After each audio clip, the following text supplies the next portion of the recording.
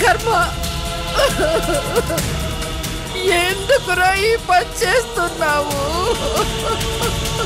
ఊరుకోదేవి, నా వల్ల కాదు. ఇవల్ల కళ్ళు నేను ఒక్క క్షణం కూడా ఉండలేను. దేవి, దేవి.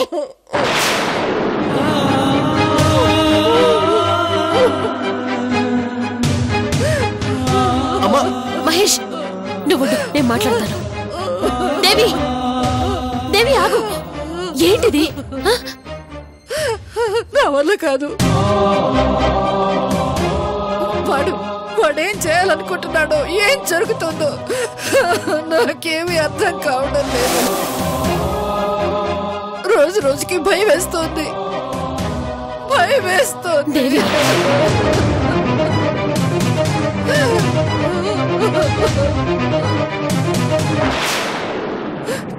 దిగిపోతున్నావు, మురికి కోపంలోకి దిగిపోతున్నావు. ఆ భగవంతుడు కోపంగా మన వైపు చూస్తున్నాడేమో అన్న భావన. బంధాల కోసం, ప్రేమల కోసం, మనుషుల కోసం, మనసుల కోసం ఇంత దారుణం అవసరమా?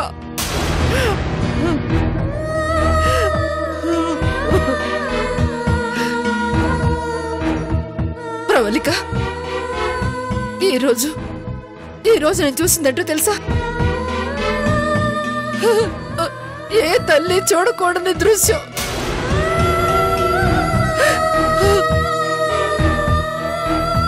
వాడు బతుకుండగానే నాకు అదృష్టాన్ని కల్పించాడు.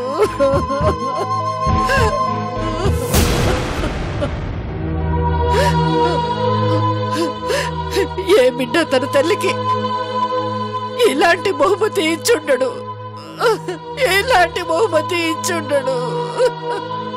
కానీ నువ్విచ్చావురా. చాలా గొప్ప బిడ్డవి.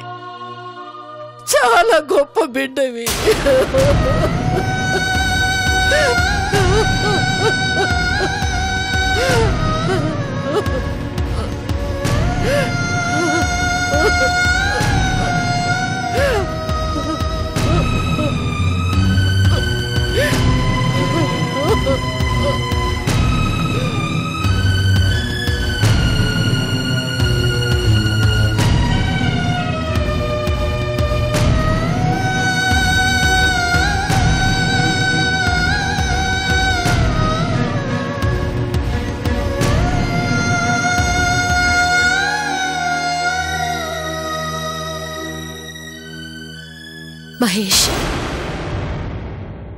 ఊరుకో మహేష్. అమ్మ కదా, అంతే.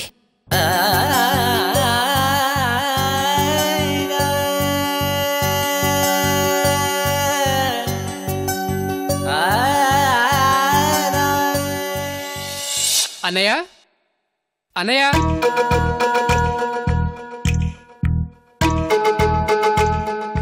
వైషు, అన్నయ్య లేడా? లేడు, బయటికి వెళ్ళినట్టున్నాడు. ఆహా, బయటికి వెళ్ళాడా? అంటే ఇప్పుడు ఇంట్లో మనిద్దరమే ఉన్నామన్నమాట. అవును, అయితే అంటే ఏం లేదు. ఏయ్, ఏంటిది? ఇప్పుడు ఇలాంటిదేం కుదరదు. నేనిప్పుడు కడుపుతో ఉన్నాను. ఇంకో 7-8 నెలల వరకు కుదరదు. ఎవరు చెప్పారు? అదంతా అబద్ధం. ప్లీజ్, పట్టాభి చూస్తే బాగుండదు. వదులు. ఎందుకు బాగుండదు? మనిద్దరం హ్యాపీగా ఉండడం కోసమే కదా మనకి పెళ్లి చేశాడు. వైశాలి, వైశాలి,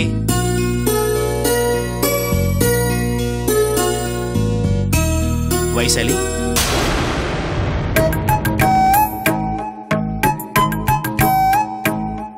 సారీ. అబ్బే, అదేం లేదన్నయ్య. వైశాలి కంట్లో ఏదో నలుసు పడితేను తీస్తున్నానంతే. అదే నలుసు పూర్తిగా తీసేయ్, మధ్యలో వదిలేయకు. నిన్ను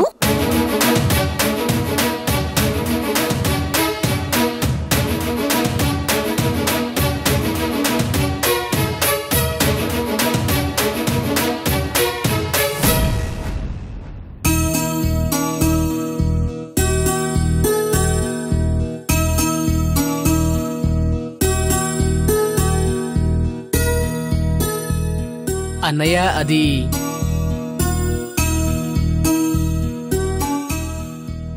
ఓ అందరూ ఇక్కడే ఉన్నారా?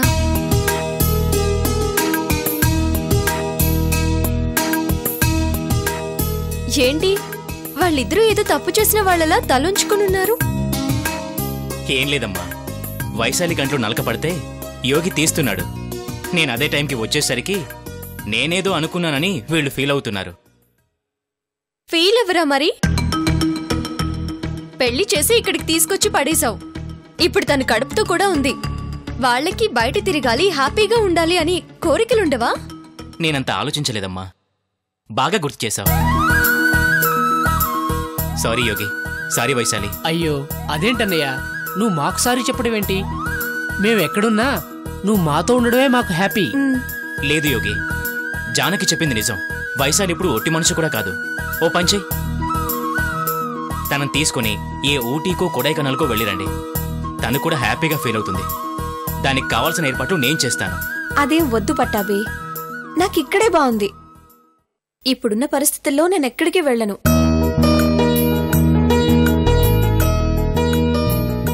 జానకి, తనకి నువ్వైనా చెప్పు, నీ మాట వింటుంది. నేను తనకి చెప్తానులే గాని అసలు నేనొచ్చిన విషయం ఏంటంటే రేపు మీ ఇంట్లో వంట చేయకూడదు.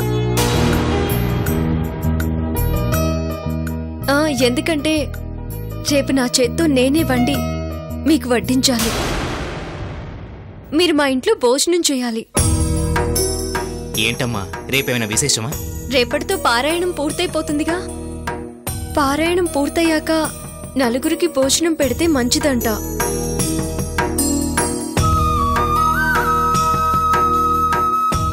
అది కాకుండా నేను మీకు పెట్టే చివరి భోజనం కూడా.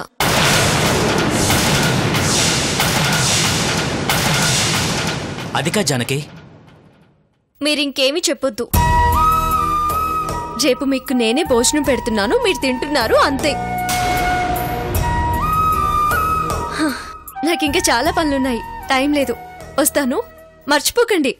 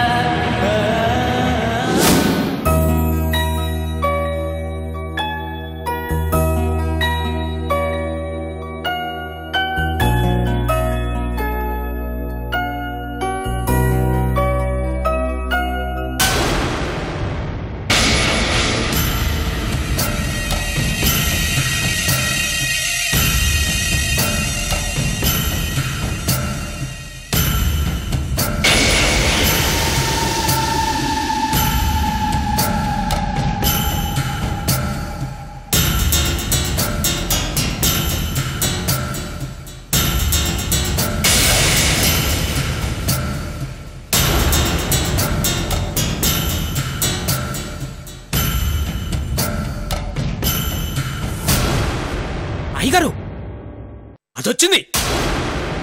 ఎవర్రా? అదే ఆ నందిని.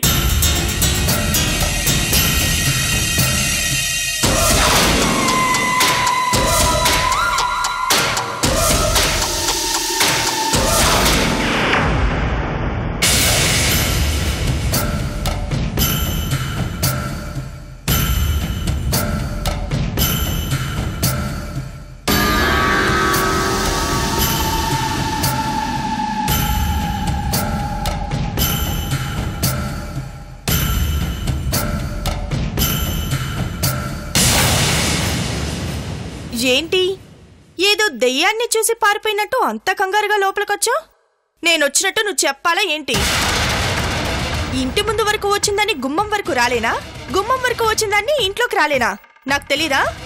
కాపలావాన్ని కదా, ఇంటికి దొంగలు వచ్చినప్పుడు మొరగాలి కదా. అంటే నేను దొంగననా? నేను కుక్కనని.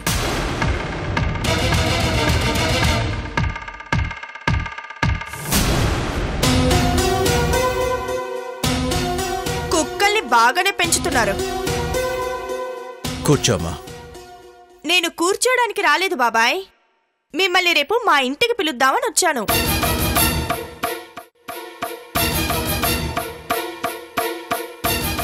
ఇది మా ఇంటికి వచ్చినప్పుడల్లా ఏదో ఒకటి పట్టుకెళ్తుంది, ఈసారి ఏకంగా తనింటికే రమ్మంటుంది. ఏం ప్లాన్ చేసుంటుందో అనుకుంటున్నారా? మీ ఊహ నిజమే. ప్లాన్ చేశాను. భోజనాల ప్లాన్ చేశాను. అందుకే రేపు మిమ్మల్ని మా ఇంటికి భోజనానికి పిలుద్దామని వచ్చాను. రేపు మా ఇంట్లో శుభకార్యం. మీ ఇంట్లో ఏమి వండుకోవడానికి వీల్లేదు. అంతా మా ఇంట్లోనే.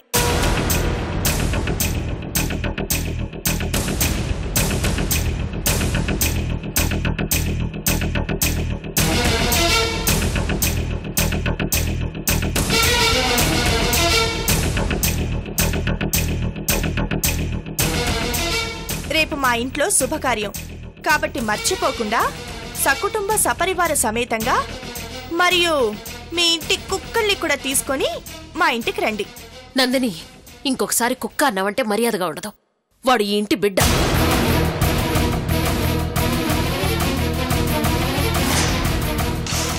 అయ్యో, నేనా మాట అనలేదమ్మా, వాడే అన్నాడు. సర్లే, మీరేమనుకుంటే అది. వాణ్ణి కూడా తీసుకొని రండి. చింతకి కార్యం ఏంటమ్మా? రేపు డేట్ ఎంతండి? 31. 31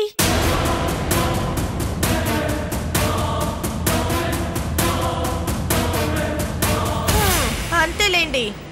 మీ అమ్మాయికి సంబంధించినవైతే అన్నీ గుర్తుంటాయి. ఈ అమ్మాయికి సంబంధించింది కదా, ఎందుకు గుర్తుంటుంది?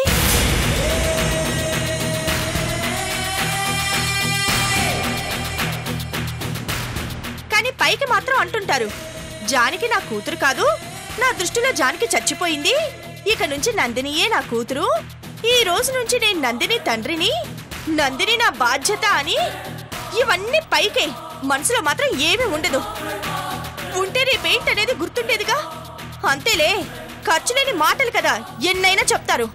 అసలు విషయం తప్ప కొసర మాటలే ఎక్కువ ఉన్నాయి. ఇంతకు నువ్వు చెప్పాల్సిన దాంట్లో అసలు విషయం ఏంటో చెప్పు అమ్మా. రేయ్, నువ్వేంటో ఇందాకే నువ్వు చెప్పావుగా. చూసారా, వాడికి కూడా నేనంటే ఎగతాళైపోయింది. కార్యం ఏంటో తెలుసుంటే వాడు అలా అంటాడా? అసలు కార్యం ఏంటో నువ్వే చెప్పచ్చు కదమ్మా.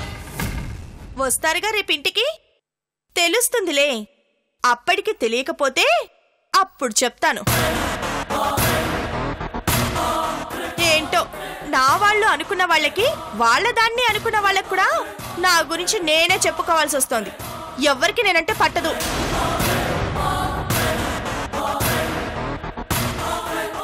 సర్లేండి, నా గోడు ఎప్పుడు ఉండేదేలేండి. రేపు మాత్రం తప్పకుండా రండి. వస్తాను. బాబాయ్ గారు, నన్ను మీ కూతురు అనుకుంటే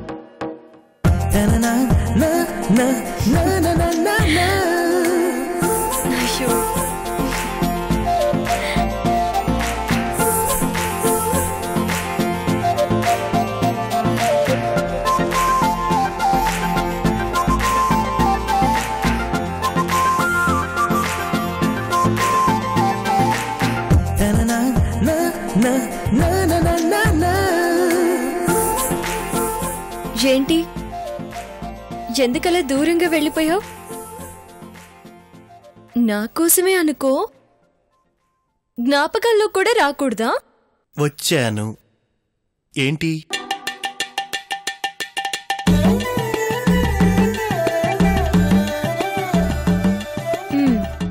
ఏం లేదు. అకేషన్ ఏంటి? పారాయణం పూర్తయిందనా? అందరినీ భోజనానికి పిలిచావు, మరి నన్ను కూడా పిలవచ్చు కదా? నువ్విక్కడ లేవుగా. అయినా నువ్విప్పుడు జ్ఞాపకాన్ని. జ్ఞాపకాన్ని ఎవరు భోజనానికి పిలువరు. నేను నీ జ్ఞాపకాన్నా? కాదు, మొగుణ్ణి. ఏం చేద్దాం? రేపటి నుంచి జ్ఞాపకానివే. ఏంటి? ఓ, నీకు చెప్పలేదు కదూ, నేనందరినీ భోజనానికి పిలిచింది పారాయణం పూర్తయిందనే కాదు, రేపటితో నా జీవితం పూర్తయిపోతుంది.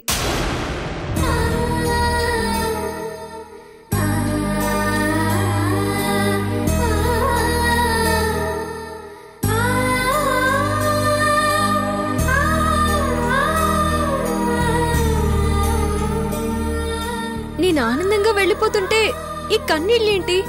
ఆగు, తుడుస్తాను.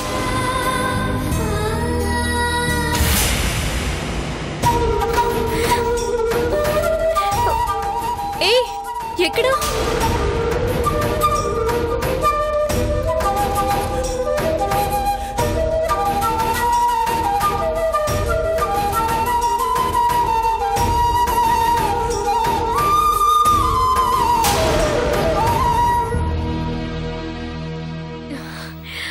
ఉండు, తుడుస్తాను.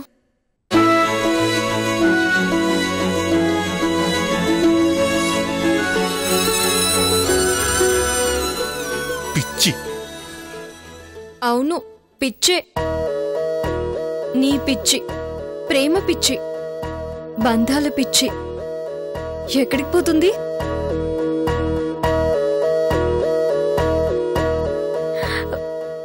అనుకుంటాం కానీ ఆ పిచ్చి భలే ఉంటుంది తెలుసా?